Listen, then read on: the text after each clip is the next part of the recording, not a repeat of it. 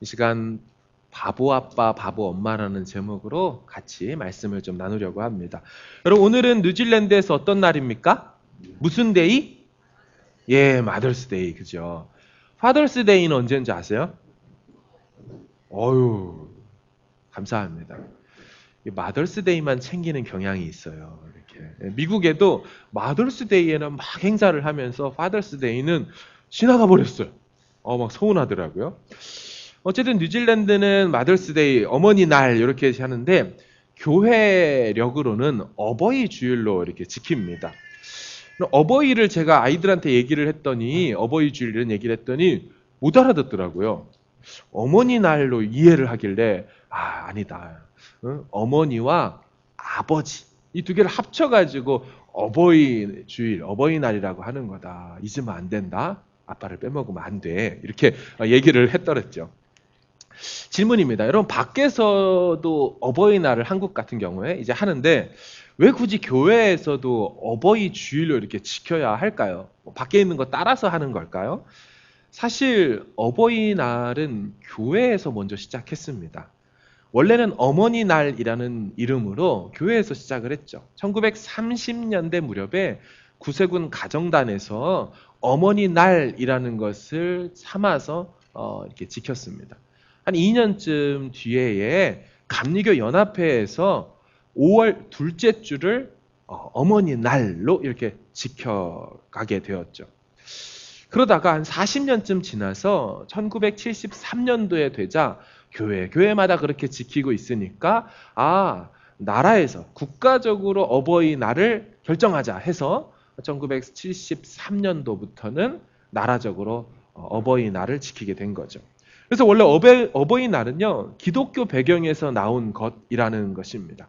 그럼 원래 대한민국은 조선왕조 500년의 유교적 역사가 있어서 가정은 어떤 느낌이었습니까? 가부장적 제도였잖아요. 남존 여비, 그죠? 아버지가 가장 대장이잖아요. 어머니도 있음에도 불구하고 그만큼 대우를 못 받던 시절에 성경이 부모를 둘 다 중요하게 여기기 때문에 반동적으로 교회에서 먼저 어머니날을 부각시켰고 이것이 균형을 잡아 어버이날로 이렇게 지키게 된 것입니다. 간혹 지내다 보면 기독교를 폄하해서 에비에미도 모르는 종교라고 이렇게 얘기하는 걸 많이 들었습니다. 하지만 사실 전혀 근거 없는 소리입니다. 사실 유교에서 말하는 것보다 훨씬 기독교 성경에서는 부모를 중요하게 여기고 또 부모 공경 효 사상이 짙은 것이 바로 기독교이지요. 여러분 신명기 21장에 보면 이런 말씀이 있어요. 사람에게 완악하고 패역한 아들이 있어서 그의 아버지 말이나 어머니 말을 순종하지 않고 부모가 징계해도 순종하지 않으면 성읍으로 끌고 가서 성읍 모든 사람들은 돌로 쳐 죽여라. 부모님 말씀 안 듣는 애가 있으면 끌고 나가가지고 부모님 손 안 거치고 사람들이 대신 돌로 쳐 죽이래요. 이게 말씀입니다. 출애굽기 21장에는 자기 아버지나 어머니를 저주하는 자는 반드시 죽여야 한다. 레위기 20장, 신명기 27장 보면 부모를 경홀히 여기는 자는 저주받을 놈이다. 이렇게 얘기를 해요. 그러니까 부모에 대해서 절대로 가벼이 여기거나 애미애비 모르는 종교가 아니라는 거죠. 전 유교를 잘 모르는데 혹시 유교를 아시는 분, 유교에서 부모 공경하지 않으면 죽이라는 소리가 있나요? 저는 들어보지를 못했습니다. 얘기하고 싶은 건 그것을 지금도 받아서 말 안 듣는 애는 뭐 이렇게 교회에다 갖다 놓고 죽여야 된다 이 말을 하고 싶은 게 아니라 적어도 기독교가 그렇게 겪는 오해는 피해야 된다는 거죠. 여러분 10계명 얼마나 중요합니까? 그 중에 10계명 보면 1에서 4계명은 하나님과 관련된 계명이고 5에서 10계명까지 가는 6가지의 계명은 사람과 관련된 것 중에 사람 관련된 것 중에 제일 첫 번째가 뭐예요? 부모 공경에 대한 말씀 아닙니까? 내 부모를 공경하라. 뭐 때로 애들이 공격하라로 잘못 알아들어서 이렇게 그렇게 얘기하는 경우도 있지만 내 부모를 공경하라. 여러분 게다가 나머지 9가지 계명은 어떤 식 계명이냐면 다 명령조 계명입니다. 하라, 하지 말라. 안식일을 지켜라. 살인하지 말라. 뭐 망령되이 부르지 말라. 이런 식으로 하라, 하지 말라 계명인데, 이 5번째 계명인 부모 공경에 대해서는 약속을 동반시켜 줬습니다.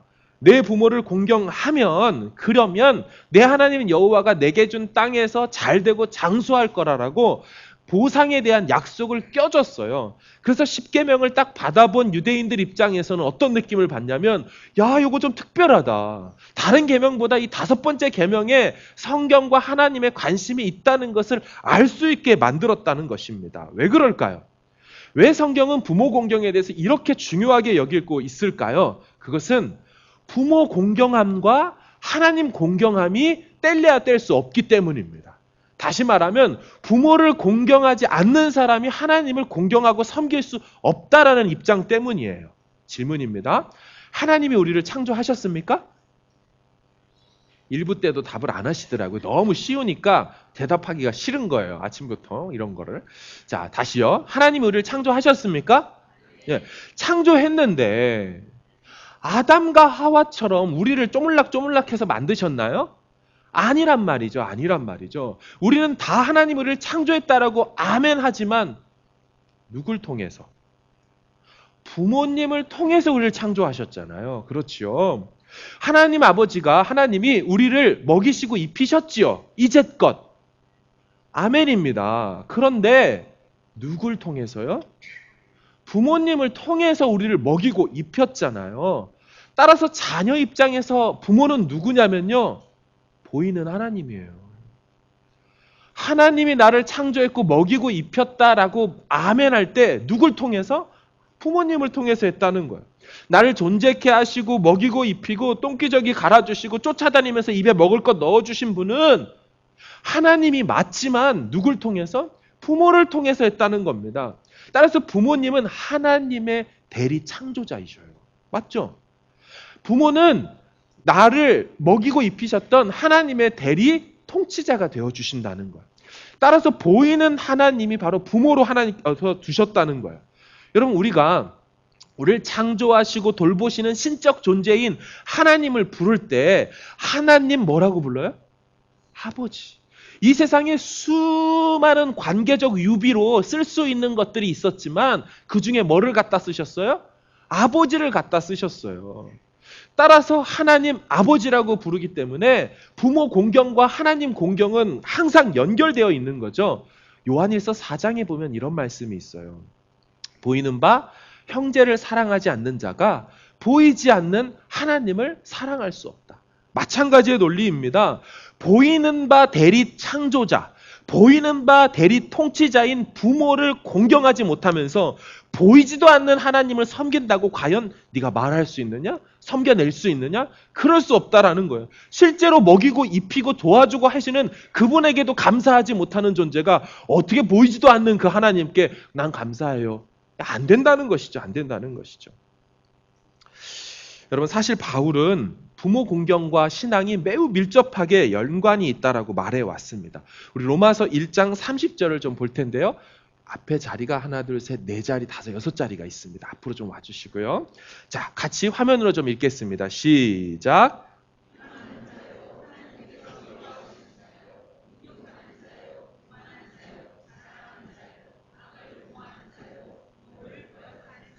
예, 이게 무슨 얘기냐면요.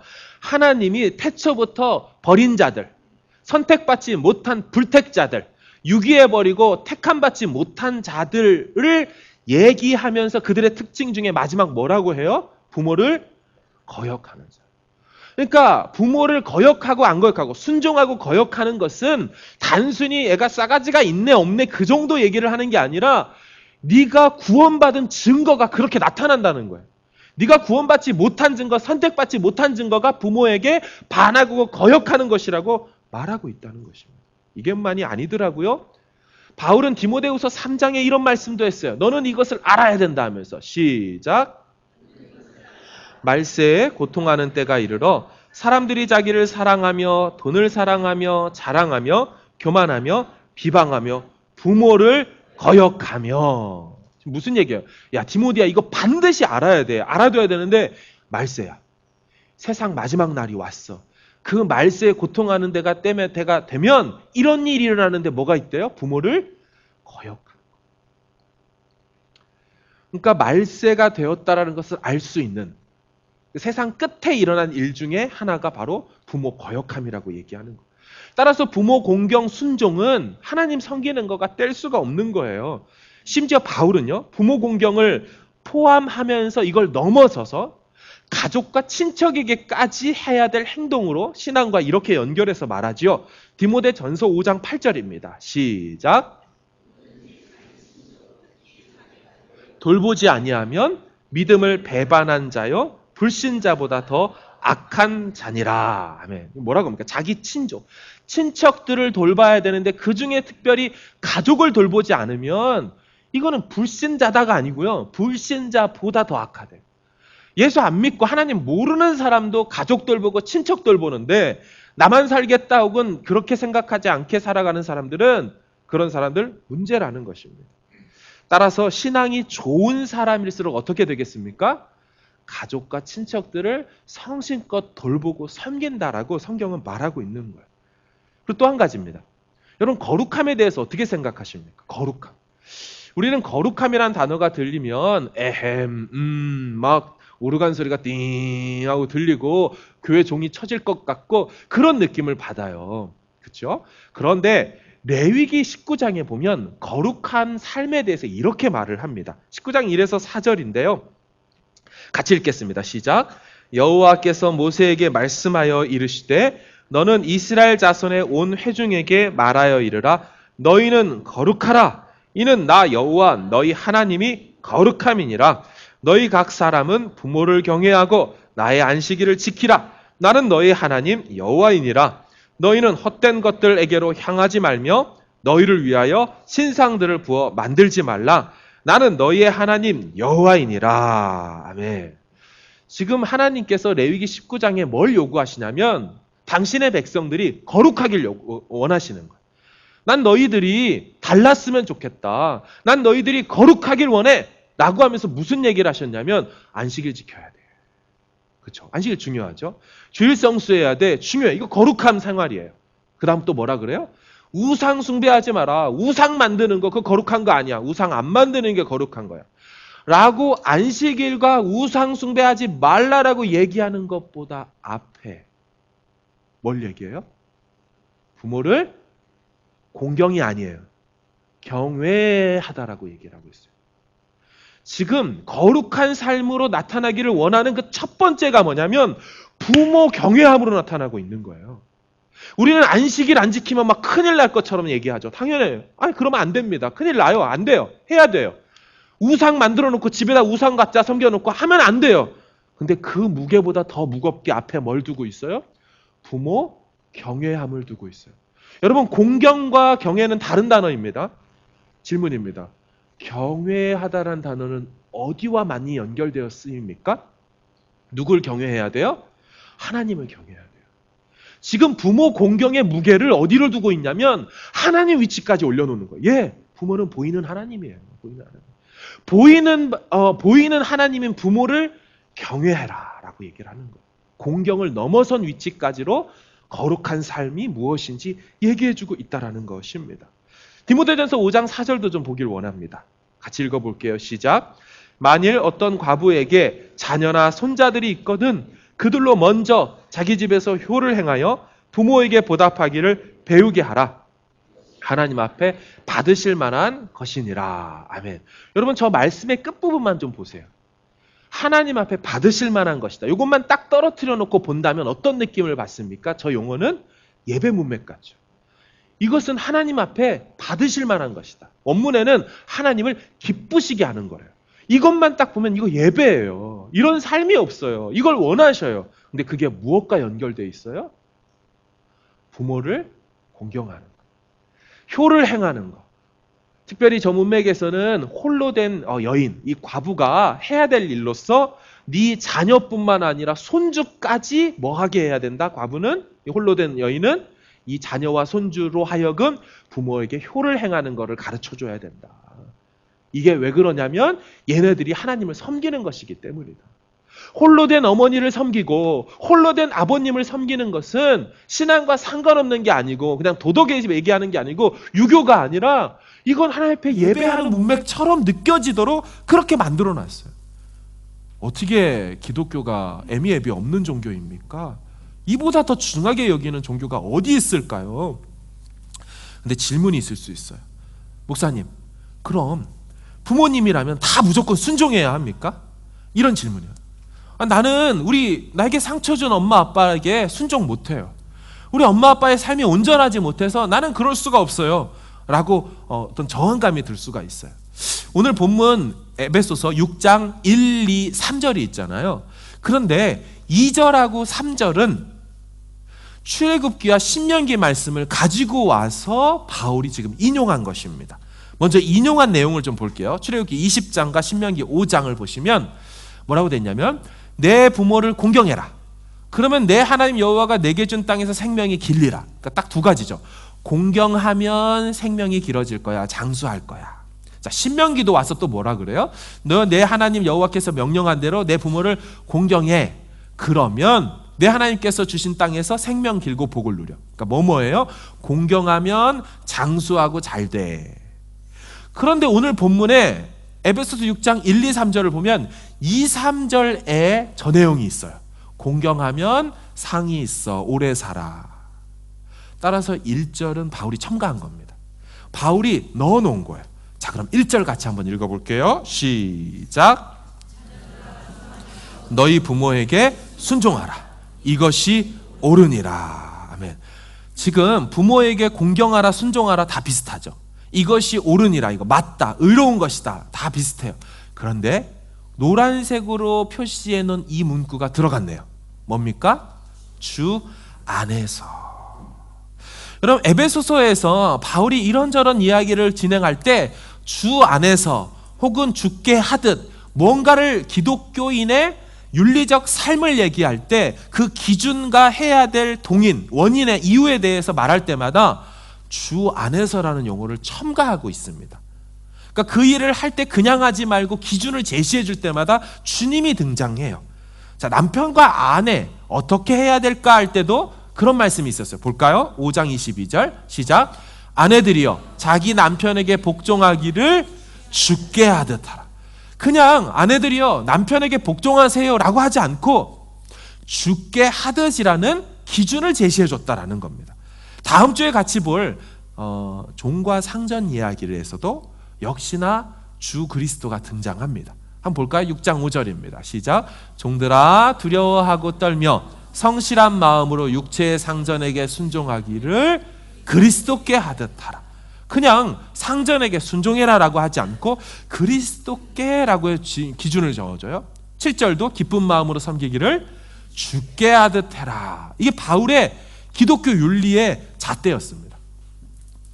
기독교 윤리적 삶을 살 때마다 이게 기준이 되었다라는 것입니다.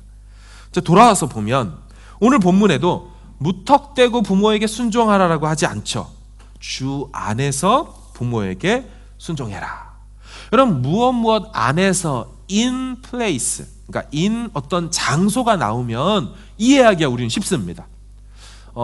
in the temple 하면 성전에서, 뭐 집에서, 이해가 딱딱 되죠.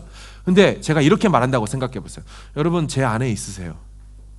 어떤 의미일까요? 이 갑자기 in이라는 전치사 뒤에 생물, 사람이 나오니까 해석이 헷갈리죠. 아마 여러분 제 안에 있어야 됩니다 라고 말한다면 이렇게 이해되겠죠. 저의 돌봄 안에 있으셔야 됩니다. 저의 가르침과 저의 어떤 영역 안에 있어야 됩니다 정도가 생각될 거예요. 그런데 성경에 엄청 많이 나오는 엔 크리스토, 그리스도 안에서, 주 안에서라는 그 단어를 이렇게 어떤 그분의 영역과 그분의 통제 안에 있어야 된다도 있지만 어떻게 대부분 해석해야 된다라고 학자들이 말하냐면 무엇 때문에 라고 해석해야 된다는 거예요.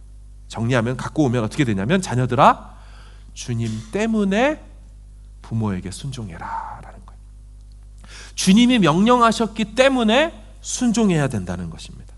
하기 싫어도, 불합리해 보여도, 어떤 일이 나보다 모르는 채로 엄마 아빠가 부모님이 얘기하시는 것처럼 들려도 일단 순종해야 된다라는 거예요. 우리는 이런 얘기를 들으면 아유 어머니 70, 80이 되셔가지고 어떤 말들을 할 때마다 아유 엄마는 모르면 좀 가만히 좀 있어요 이렇게 생각이 들 때가 있잖아요. 그래서 아유 목사님 이게 좀 적용하기 힘든데요. 지난주 설교를 기억하십니까? 그 자녀들아 라고 얘기할 때 너의 자녀를 노엽게 하지 말라고 할 때 그게 어떻게 들렸다고 생각한다 그랬죠? 제가 말씀드릴 때 그때 상황이 어때요? 부모들하고 자녀들의 관계가 어땠다 그랬어요? 자녀 처벌권, 신생아 유기권, 아이 학대하고 종으로 부리다가 팔아버릴 수 있는 그런 관계잖아요. 그런 말도 안 되는 관계 속에 지금 자녀들한테 뭐라 얘기하는 거예요? 주님 때문에 그럼에도 불구하고 순종해야 된다. 얼마나 힘들게 들리겠습니까? 자, 우리로 갖고 온다면 얼마든지 우리는 가능한 거예요. 아무리 부모가 그래도 여러분 부모가 파셨어요? 부모가 팔아갖고 여기 온 사람이 있습니까? 부모가 죽이려고 하는데 겨우 살아나서 여기 온 사람이 있어요? 그렇지 않아요. 그 정도까지는 아닙니다. 주님의 명령이기 때문에 우리 순종해야 된다는 거예요. 성경은 부모의 자격됨을 거론하지 않습니다. 부모가 어린 시절 추억을 좋게 만들어줬고 네 부모가 돈이 많고 그래서 유산이 남길 것이 좀 있으니 그 부모에게 순종하라. 여행 보내주고 용돈 팍팍 주니까 어르신임에도 불구하고 그렇게 해라. 그런 말씀을 달고 있지 않아요. 두 번째는요, 주님의 명령 안에서 순종하라는 말씀을 하고 있는 거예요. 아까 어떤 영역, 범위 안에서 순종의 테두리를 해주신 겁니다. 그러니까 성경과 믿음의 테두리 안에서 해야 된다는 거예요. 교회 다니지 말아라.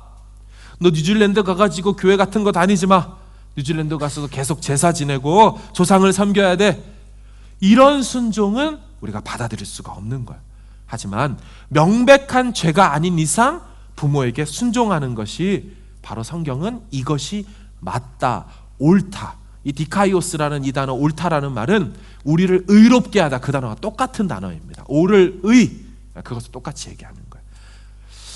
좀 생뚱맞지만요. 하나님이 못하시는 것 세 가지를 좀 말씀드리려고 그래요. 아니 전능하신 하나님이 못하는 게 있다니 이해가 안 되죠. 첫 번째, 하나님은 자기 부인을 못하십니다. 내가 하나님 여호와가 아니라고 말씀할 수가 없으세요. 나는 창조주가 아니라고 말씀할 수가 없으세요. 나는 스스로 있는 자가 아니라고 말씀할 수가 없으세요. 자기 부인 못하시고, 두 번째, 하나님은 거짓말하지 못하십니다. 신실하신 분이기 때문에 거짓말을 우리에게 해댈 수가 없어요. 세 번째 못하시는 거, 하나님은 죄를 지으실 수가 없어요. 거룩하신 분으로서 죄와 타협하거나 그런 거를 하실 수가 없으세요. 마찬가지로 하나님의 속성을 그대로 닮은 부모에게도 하지 못하는 것 세 가지가 있네요. 부모님의 한계죠. 첫 번째, 이 아이가 내 아니라고 부인하지 못하세요.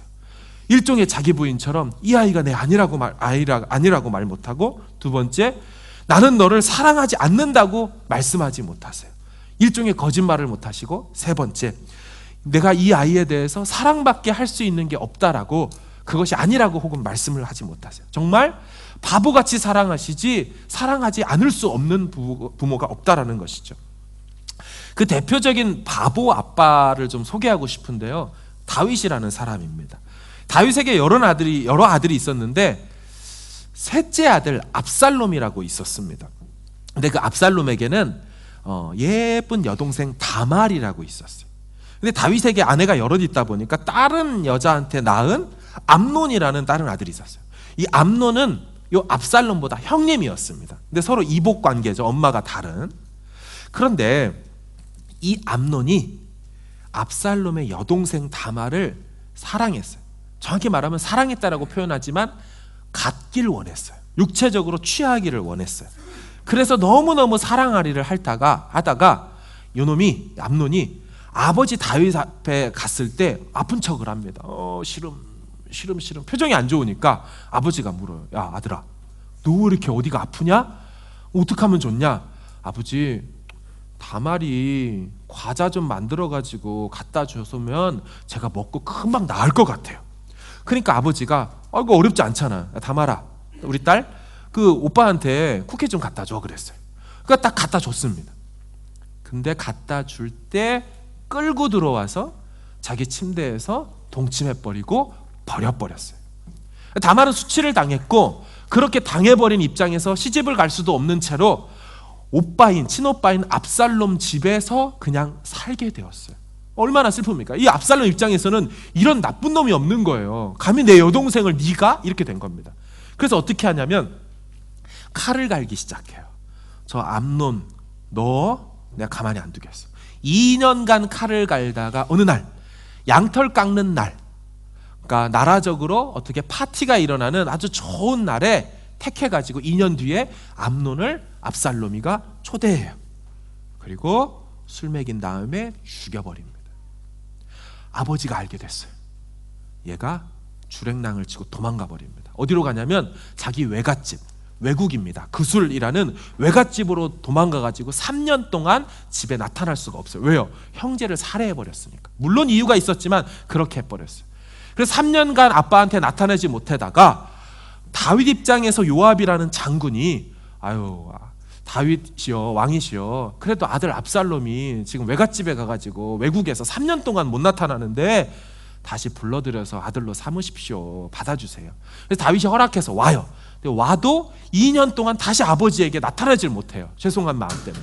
근데 아버지가 다시 2년 뒤에서 받아줍니다. 얼마나 감사해요. 근데 이 압살롬이라는 이놈의 자식이 그로부터 아버지가 받아준 후로부터 4년간 다시 칼을 갑니다. 이게 되게 나쁜 놈이에요. 그 암놈한테도 칼을 갈더니 아버지한테도 이상하게 칼을 갈아서 뭐하냐? 아버지한테 재판받으러 오는 수많은 백성들이 오는 그 길목에 서서 아이고 그 얘기 우리 아버지한테 해봤자 우리 아버지는 그렇게 판결 안 해주는데 그런 얘기 해봤자 우리 아버지는 이렇게 얘기할 텐데 안타깝네요. 나라면 안 그랬을 텐데 이러면서 백성들의 민심을 다 뺏어가기를 4년간 성읍 앞에서 그 짓을 합니다. 그래서 사람들이 다윗 왕한테 가볼 필요도 없이 그렇게 될 거라고 얘기하면서 아버지의 있었던 민심을 뺏어가요. 어떻게 됩니까? 4년 뒤에 모년모월 못이 사람들을 쫙 하고 지파들한테 보내서 왕은 바로 압살롬이다. 그리고 200명의 군대를 거느려서 아버지 계신 궁에 쳐들어가요. 아버지 죽이려고. 지가 왕 되겠다고. 그런 놈을 받아줬는데 이 짓을 합니다. 아버지가 궁에서 쫓겨나서 도망갑니다. 그런데 아시는 것처럼 다윗의 용사들이 워낙 대단하잖아요. 싸움 잘하고. 그래서 열심히 치밀하게 준비했음에도 불구하고 이 압살롬이 수세에 몰려요. 그래서 막 노새 타고 도망가다가 어떤 일을 겪어요? 머리카락이면 헤어빨이 좋았잖아요. 그 압살롬이 막 찰랑찰랑 하다가 그만 상수리 나무에 머리카락이 걸려요. 여러분 머리카락을 끄댕이를 잡아도 막 죽을 것 같은데 그 걸려가지고 노새는 지나가고 머리카락만 당겨가지고 대롱대롱 하고 이러지도 저러지도 못할 때 그 다윗의 장군인 요압이 그 모습을 본 거예요. 야 저기 대롱대롱이 뭐야 하고 가서 보니 지금 반란군의 적장 대장인 다윗의 아들인 압살롬인 거예요. 어떻게 했습니까? 창으로 심장을 찍어버리죠. 그래서 죽여버립니다. 그리고 이 소식을 반란이 끝났습니다. 내란이 끝났습니다 하는 소식을 그 왕 다윗에게 전합니다. 이때 다윗이 의외의 반응을 보이죠. 사무엘하 18장입니다. 보여주시면 내 주 왕께 아랠 소식이 있나이다. 여호와께서 오늘 왕을 대적하던 모든 원수를 갚으셨나이다 하니 왕이 다윗이 구스 사람에게 묻되 젊은 압살롬은 잘 있느냐? 구스 사람이 대답하되 내 주 왕의 원수와 일어나 왕을 대적하는 자들은 다 그 청년과 같이 되기를 원합니다. 죽었다는 얘기죠.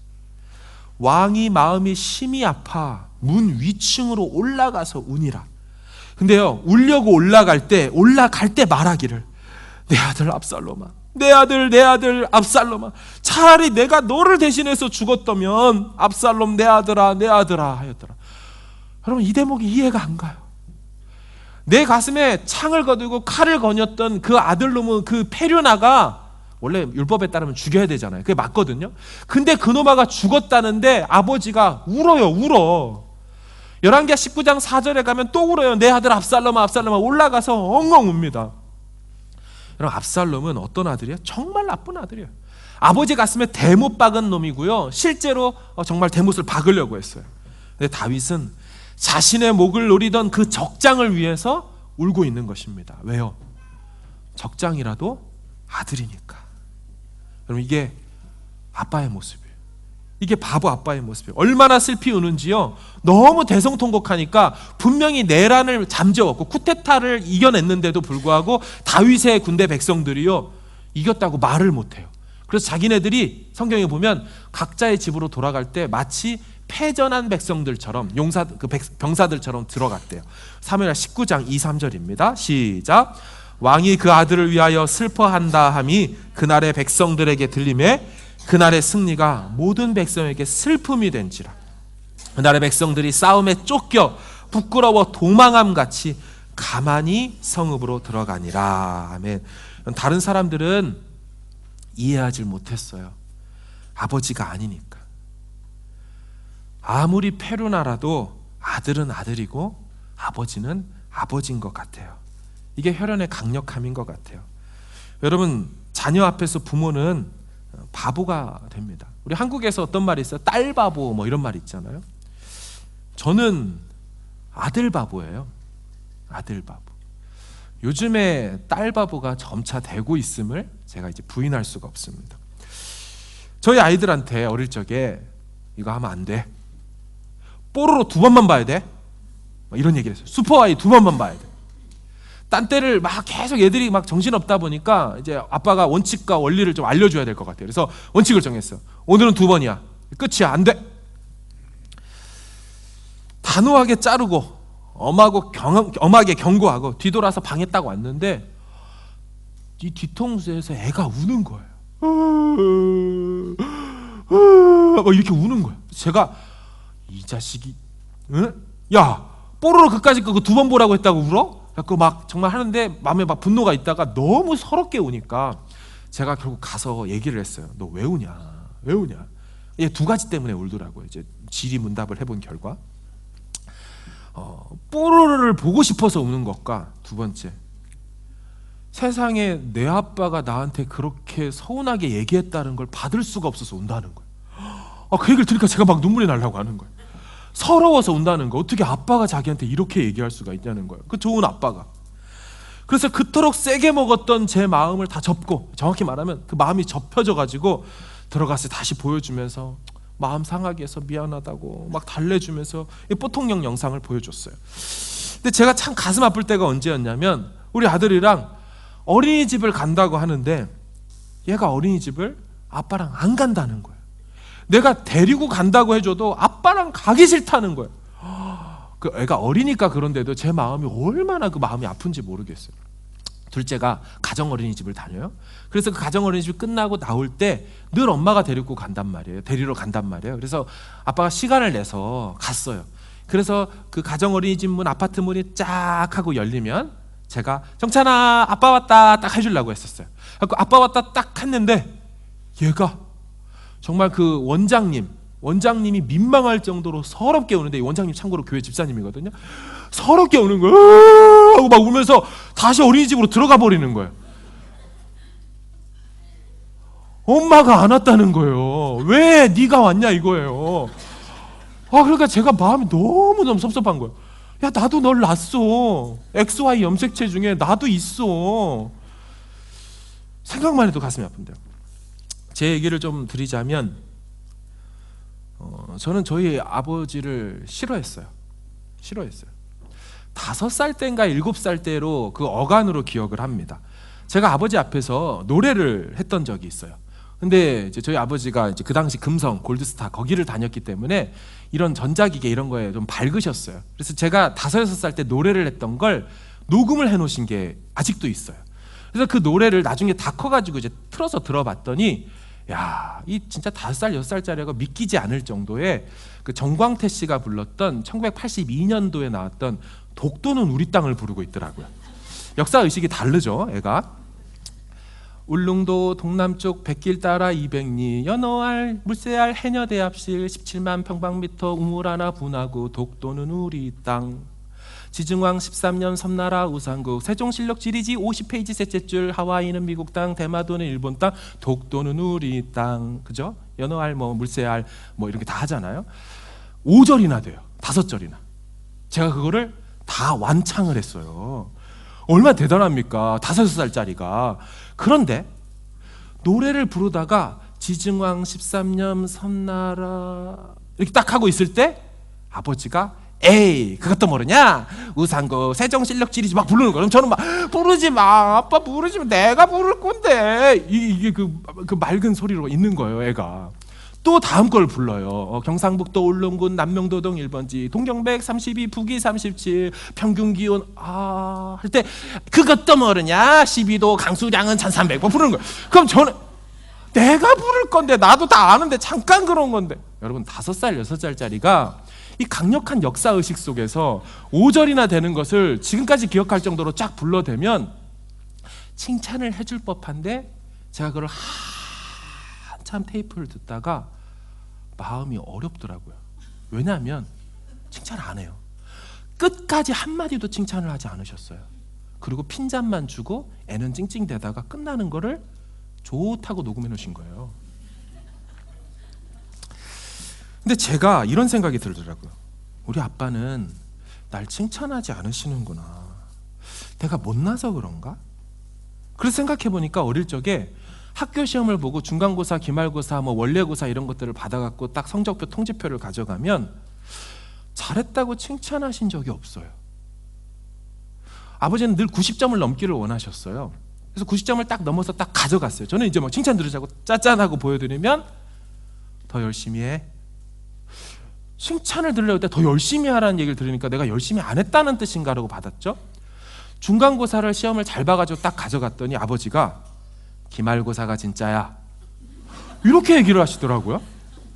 틀린 소리는 아니지만 마음이 어려운 거예요. 또 성적표를 딱 가져갔어요. 초등학교 졸업장을 이렇게 해서 딱 가져갔더니 중3 때가 진짜야. 중학교 가면 다르다는 거예요. 중3쯤으로 기억해서 딱 했더니 고3이 진짜야? 맞는 소리인데 한 번도 칭찬을 하질 않으시더라고요. 고등학교 2학년 때 10등 반에서 10등 초반쯤 하고 있다가 10몇 등으로 10등 후반으로 떨어졌어요. 그걸 가져다 드렸더니 제 성적표를 보시고 마당에 있는 삽자루를 가지고 방에 들어오셔서 엎드리라는 거예요. 저보고 삽으로 때리시더라고요. 제가 엎드려서 맞으면서 너무 서러웠어요. 내가 이게 삽자루로 맞을 만큼 잘못한 일인가? 10몇 등 하던 애가 3, 40등 한 것도 아니고 10등 안에서 조금 뒤로 갔을 뿐인데 이걸 내가 삽으로 맞아야 될 정도가. 고등학교 2학년입니다. 제가 6대 독자인데 아들 6만 있는 집 아이들처럼 그렇게 자랐던 것 같아요. 저는 저희 애들이 아무리 잘못해도 구두칼과 파리채로는 때리질 않습니다. 왜냐하면 구두칼은 아버지가 저를 때리는 도구셨고 파리채는 어머니가 저를 때리는 도구였어요. 웃으면서 들으시죠? 무슨 생각이 드냐면 내가 팔이 목이 바퀴벌레도 아닌데 왜 나는 파리채로 맞아야만 하는가? 이게 더 이런 거는요. 아니 구두칼로 구두도 안 때리잖아요. 생각해보세요. 여러분 구두칼로 구두를 때려요? 근데 나는 구두도 안 맞는 그 구두칼로 내가 왜 맞아야 되지? 저희 집엔 구두칼이 없어요. 손가락으로 껴서 구두를 신거나 아니면 그냥 신을 수 있는 놀라운 기술을 터득했죠. 식당에 가서도 구두칼이 있는 걸 볼 때마다 흠칫흠칫 놀라요. 저거 치우라고. 저는 아버지가 그래서 너무너무 싫었어요. 결혼하면 나는 이 집 떠난다 이렇게 생각하며 살았어요. 혹시 여러분 중에도 저 같은 분이 혹시 계십니까? 부모 중에 한 분에게 큰 상처를 받았던, 부모님과의 서로의 불화 문제 때문에 그것을 지켜봐야만 했던 자녀로서 부모 중에 한 사람을 증오하며 미워하고 그렇게 살아오는, 그래서 이런 어버이날이 되거나 이런 말씀을 들을 때마다 패스하고 싶고 생각하고 싶지 않은 그런 분이 혹시 계십니까? 제가 그랬어요. 그런데 몇 년 전에 저희 아버지가 아버지 학교라는 것을 다녀왔어요. 원치 않게 간 겁니다. 아버지랑 어머니랑 제 기억에 어머니랑 뭔가 딜을 하셨는데 지셨던 걸로 기억을 해요. 그래서 어쩔 수 없이 아버지 학교를 가셔야 됐어요. 거기 가니까요 숙제를 시키더라고요. 아버지는 숙제를 해야 한다고 하면서 제게 편지를 줬습니다. 그리고 주신 그 편지를 읽고 참 많은 생각을 하게 되었어요. 사랑하는 아들 석재야, 아버지 학교 가기 싫은 걸 왔고, 그러나 숙제이긴 해도 너에게 편지를 쓸 기회가 생기는구나. 너가 태어났을 때 아빠는 무척 기뻤단다. 세상을 다 얻은 것처럼 독자로 내려온 가게에 아들로서 가족이 늘었다는 기쁨으로 말이다. 아빠에게 너의 기억으로는 많이 맞아서 그것이 원망이 되고 상처로 남았다 했는데, 그것은 뒤집어 보면 우리 세대 아버지들의 자식 사랑 방법이었달까? 미운 자식 떡, 고운 자식 매라는 전통 교육 방법이지. 이제는 세상이 바뀌고 전통도 가치관도 교육 방법도 바뀌어서 때리는 건 교육이 아니라 학대로 비치는 거지만, 오늘의 잣대로 옛날을 평가할 수는 없고 그 시대의 잣대가 필요하지. 아무튼 아빠의 관심이고 사랑이었단다. 진심이다. 난 회사 생활에 매여서, 그리고 능력보다 과분한 직책에 매여서 힘든 회사 생활에서도 너가 초등, 중등 다니며 커가는 모습을 보면서 든든하고 가슴 뿌듯했단다. 초등학교 2학년 때인가? 전주에 고산 물놀이 가서 물에 빠져 허우적거리는 걸 딴 사람은 모르고 엄마가 알려줘서 내가 건질 때, 그때 아빠 마음은 하늘이 무너지는 아찔함을 느꼈고, 그러나 쉽게 건져서 안도의 한숨을 쉰 기억이 있다. 경상도 남자라 잘 표현을 안 하는, 못하는 아버지 밑에서 재미없는 유년, 소년 시절이었겠지만 아빠는 한시라도 너에게 관심을 끄는 적이 없다. 어려운 살림에 대학 공부하느라 힘든 것 다 안단다. 그래도 어쩌면 그 고생이 너의 경험을 더해줬을 거라 믿는다. 대학 졸업 후 난 평범한 직장인의 길을 택하길 바랬는데 넌 어려운 삶을 택했고 성공의 확률이 매우 적은 직을 택해서 항상 마음이 무겁다. 언젠가는 네 스스로 독립해서 성공의 길을 가야 하는데 어렵고 힘들더라도 꼭 성공하길 바란다. 난 도움을 주지 못하지만 옆에서 지켜보며 응원을 보내마. 사랑하는 내 아들 석재야, 한 사람의 가장으로, 지도자로 꼭 성공하고 잘 하리라 믿는다. 아빠가. 그리고 다음 주가 됐습니다. 또 숙제를 시켰나 봐요. 자녀가 사랑스러운 20가지 이유, 석재에게. 1번, 비교적 공부 잘했다. 이 비교적이라는 말이. 두 번째, 아버지 말을 잘 듣는 편이다. 세 번째, 사춘기 청소년기를 사고 없이 잘 보냈다. 네 번째, 대학 시절 용돈도 못 주고 어려운 가운데 잘 보냈다. 다섯 번째, 결혼도 비슷한 집안, 나이, 학력 골라서 했다. 여섯 번째, 원만한 부부 결혼 생활을 한다.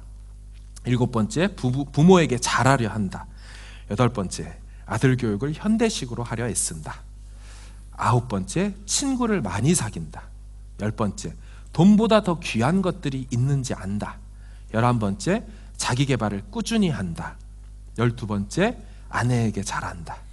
13번째, 자식에게 따뜻한 아빠가 되려 한다. 14번째, 처갓집에 잘하고 친밀하려 한다. 15번째, 처남을 같이 데리고 살고 있다. 그때 같이 살았어요. 16번째, 자기 일에 열심히 한다. 17번째, 사치하지 않고 검소하게 산다. 18번째, 긍정적 사고를 한다. 19번째, 건강관리, 다이어트 열심히 한다. 20번째, 성공하고자 하는 노력, 목표의식이 있다. 그리고 밑에, 아버지는 너에게 이런 소망을 가지고 있단다 해놓고 밑에, 건강하고 자기 일의 최고 고수 1인자가 되고 유머가 풍부한 사람, 아들이 되기를. 지난주 수요일이죠. 어버이날 아니었습니까? 올해 칠순이신 분이 아직도 일을 하고 계십니다. 정확히 말하면 아직도 일을 하셔야만 하는 상황 속에 계십니다. 그날 저녁에 전화를 드렸어요. 석재야, 아버지 저를 낳아주시고 길러주셔서 감사합니다.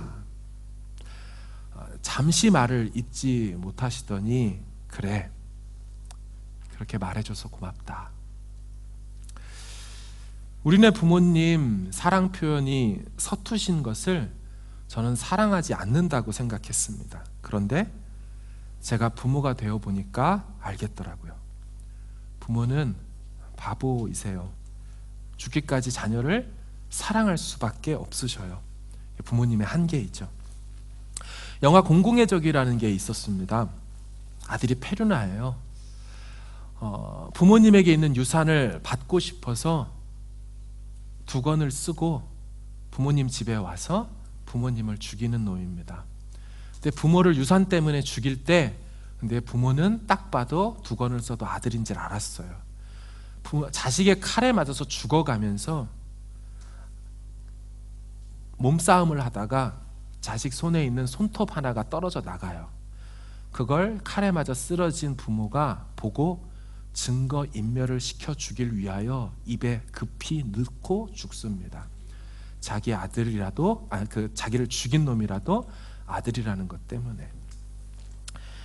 저는 아까 그 편지를 코팅해서 가지고 있습니다. 왜냐하면 제 평생에 처음 들어본 얘기거든요. 사랑이었단다? 진심이다? 사랑하는 아들 석재야? 저 들어보지 못했어요. 느껴보지도 못했지만. 왜 코팅해놨냐면 아버지가 떠나시면 계속 제가 추억하게 될 글이기 때문이에요. 예전에 제가 미국 간다고 해서 많이 걱정하셨어요.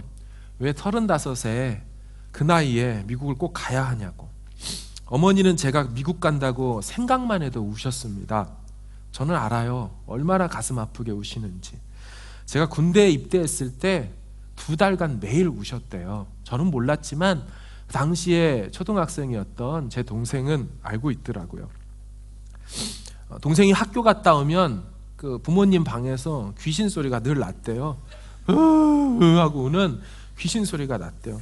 2달간. 저 결혼할 때 선물로 준다고 95년 제 고3 때부터 쓰신 11년간 쓰신 자필 성경이 있으세요. 그 성경 필사를 열어보면 1997년 3월 20 석재 군대 간 날, 또 열다 보면 석재 휴가 나온 날, 석재 상병 진급일, 무슨 성경이 아들 중심으로 쓰여져 있어요. 저는 평생 이 말을 잊지 못할 것 같아요. 석재야, 엄마가 죽어도 석재 너 왔다고 하면 무덤에서라도 벌떡 일어나나. 저는 어머니의 그 말이 진심인 걸 알아요. 지금도 아들이 전화만 오면 언제나 다르게 반응해 주시거든요. 옛 속담에 철들면 부모님이 안 계신다고 합니다. 홀로 계신 부모님을 뒀거나 부모님 중에 부모님을 여의신 분들은 이 속담이 무슨 의미인지 아셔요. 좋은 일이 있거나 혹은 힘든 일이 있을 때 상의하고 나눌 부모님이 안 계신다는 것이 얼마나 어려운 일인지 그분들은 아셔요. 아직까지 부모님에게 낳아주시고 길러주시고 키워주셔서 감사합니다, 사랑합니다 그렇게 말하지 못하신 분들은 지금이라도 가셔서 전화로 혹은 그렇게 말씀하세요. 왜냐하면요, 그렇게 말씀하고 싶어도 그런 엄마 아빠 사진 보며 이런 날 더 추억하고 슬퍼하는 다른 분들에게 여러분들은 행복한 사람이기 때문입니다. 홀로 계신 부모님을 둔 분들은 그 빈자리를 열심히 채워주시길 바래요. 우리가 결혼해서 집에 올 때마다 어떻게 합니까? 여보 나왔어. 근데 그렇게 말할 여보가 없고 자기가 없고 누구 아빠 엄마가 없는 혼자 계신 부모님을 생각한다면 자녀들이 뭐 해야 될까요?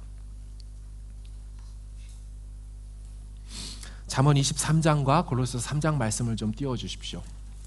내 부모를 즐겁게 하며 너를 낳은 어미를 기쁘게 하라. 자녀들아 모든 일에 부모에게 순종하라. 이는 주 안에서 기쁘게 하는 것이니라. 부모님께 원망과 불평 함부로 말한 것, 감사치 않은 것이 있었다면 이 시간 같이 회개하길 원해요. 그건 하나님과의 신앙관계라고 말씀을 드렸죠. 이제부터 남은 생애를 부모님께 효도하며 살겠다고 다짐하는 기도를 드리시길 바래요.